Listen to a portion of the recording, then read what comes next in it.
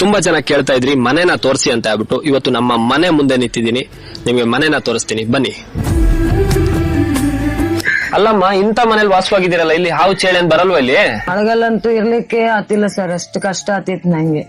10 ವರ್ಷ ಆಯ್ತು ನಾನು ಇಷ್ಟು ಕಷ್ಟ ಬಿಡ್ತಿದ್ದೆ ಅಂತ ಹೇಳ್ರಿ. ಆ ಮಕ್ಳಿಗೆಲ್ಲ ಓದಕ್ ಆತಿಲ್ಲ.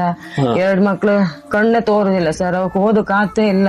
ನಂಗೆ ಮುಖ್ಯವಾಗಿ ಬೇಕಾದಿದ್ದು ಈಗ ಮನೆ ಇಪ್ಪಕ್ಕೆ. ಒಂದ್ ಮನೆ ಕಟ್ಟಕ್ ಒಂದ್ ಎಷ್ಟ್ ಆಗ್ಬೋದು?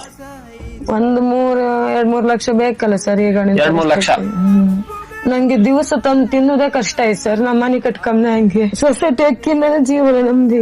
ಅದೇ ಏನಂತ ಹೇಳಿದ್ರಮ್ಮ, ಇವಾಗ 3 ಲಕ್ಷ ಎಲ್ಲ ನಮ್ಮ ಹತ್ರ ಕೊಡಕ್ ಆಗಲ್ಲ. ಏನಂತ ಹೇಳಿದ್ರೆ ತಗೊಳ್ಳಿ, ಇದು ನಮ್ಮಿಂದ ಆಗೋ ಒಂದ್ ಸಣ್ಣ ಸಹಾಯ, ಓಕೆನಾ? ಏನಂತ ಹೇಳಿದ್ರೆ ಇವ್ ನೋಡ್ತಾ ಇದಾರಲ್ಲ ಜನರು, ಅವ್ರೆಲ್ರು ಮನ್ಸ್ ಮಾಡಿದ್ರೆ ನಿಮ್ ಮನೆ 2 ದಿನದಲ್ಲಿ ಆಗುತ್ತೆ. ನೋಡಿ, ಇವತ್ತು ಮನೆ ಕೋಟ್ಯಾಂತರ ರೂಪಾಯಿ ಖರ್ಚು ಮಾಡಿ ಮನೆ ಕಟ್ತಾ ಇದೀರಾ. ಇವ್ರ ತಾಯಿ ನೋಡಿ ಬರೇ 3-4 ಲಕ್ಷ ರೂಪಾಯಿ ಮನೆ ಕಟ್ಟಿಸ್ಕೊಂತೀನಿ, ನನ್ನ ಹತ್ರ ಆಗ್ತಾ ಇಲ್ಲ, ಜೀವನ ಮಾಡಕ್ ಕಷ್ಟ ಆಗ್ಬಿಟ್ಟಿದೆ, ಇಲ್ಲಿ ಮಕ್ಳಿಗೆ ಓದಕ್ ಆಗಲ್ಲ, ಮಳೆ ಅಂದ್ರೆ ಸೋರುತ್ತೆ, ಇಲ್ಲಿ ಹೆಗ್ನ ಚೇಳುಗಳು ಓಡಾಡ್ತವೆ ಅಂತ ಹೇಳ್ಬಿಟ್ಟು ಇವತ್ತು ಗೌರ್ಮೆಂಟ್ ಇಂದ ಒಂದ್ ಚಿಕ್ಕ ಜಾಗ ಕೊಟ್ಟಿದ್ದಾರೆ. ಇವ್ರ ತಾಯಿಯವ್ರ ಮುಖ ನೋಡ್ಕೊಂಡಾದ್ರು.